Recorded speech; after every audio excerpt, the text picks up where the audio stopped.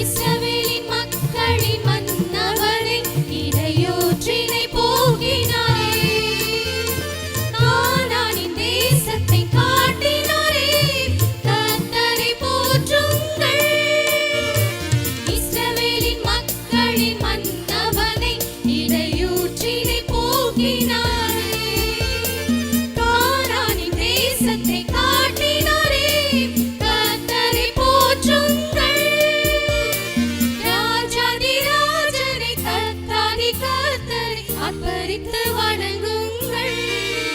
துதியுங்கள் தேவனை, துதியுங்கள் தூயோனை, துதியுங்கள் தேவனை, துதியுங்கள் தூயோனை.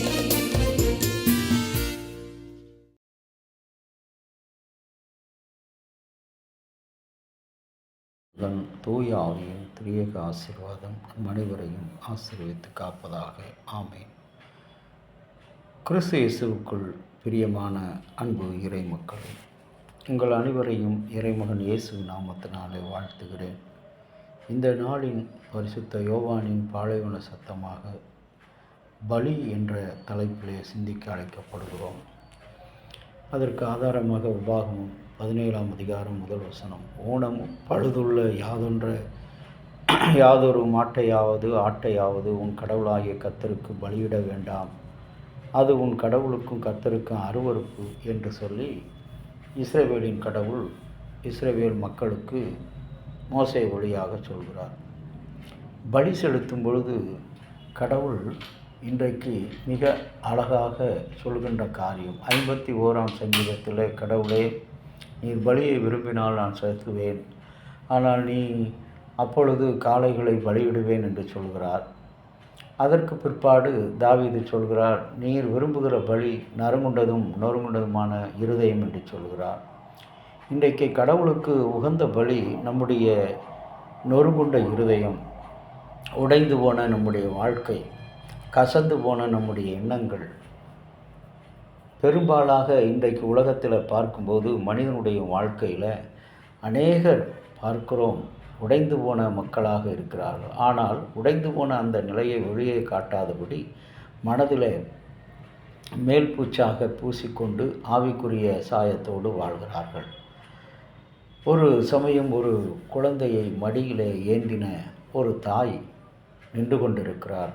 ரயிலில் பயணத்துக்காக ரயிலில் ஏறி வேகமாக பயணம் செய்து கொண்டிருக்கும் பொழுது அந்த தாய் தான் இறங்க வேண்டிய இடம் வந்தவுடனே அங்கே இறங்கி பார்க்கிறார். இறங்கின பிற்பாடு அங்கே கிடப்பது ஆபிரகாம் லிங்கனுடைய சடலம். பார் மகனே, இவர்தான் நம் அனைவரையும் நமக்காக இந்த நாட்டினுடைய உரிமையாளர்களாக நாம் மாறும்படி நமக்காக இந்த உயிரை கொடுத்து நம்மை மீட்டெடுத்த ஆபிரகாம் லிங்கன் என்று சொல்லி அங்கே சொல்கிறார். அதுபோலதான் அன்பு தேவனுடைய பிள்ளைகளை, நீங்களும் நானும் இன்றைக்கு வாழ வேண்டும் என்பதற்காக, ஆண்டவராகிய நன்றாய் வாழ வேண்டும், செழிப்போடு வாழ வேண்டும், சிறப்போடு சீராக வாழ வேண்டும் என்பதற்காக ஆண்டவராகிய கடவுள் தன்னுடைய ஒரே பேரான குமாரனை சிலுவையிலே பலியாக ஒப்பு கொடுத்தார். இன்றைக்கு பழைய ஏற்பாட்டு காலத்தில் பலியை குறித்து பார்க்கும்போது ஒவ்வொன்றுக்கும் ஒவ்வொரு பலி செலுத்தினார்கள். காளைகளை, வெள்ளாட்டுக்கடா, இளங்காளை, குற்றபலி, பாவர நிவாரண பலி, பரிகார பலி, பரிசுத்த பலி என்றெல்லாம் பல பலிகளை செலுத்துவதை பார்க்கிறோம். கூடார பலி, ஆண்டுதோறும் செலுத்தக்கூடிய அறுவடை பலி, இவையெல்லாம் கர்த்தர் செய்த நன்மைகளை நினைத்து அவர்கள் அடிமைத்தன வாழ்விலே அவர்கள் பட்ட கஷ்டங்களையெல்லாம் எண்ணி தான் விடுதலையாக்கப்பட்டதை நினைவுகூர்ந்து கடவுளுக்கு செலுத்தக்கூடிய பலியாக நாம் பார்க்கிறோம்.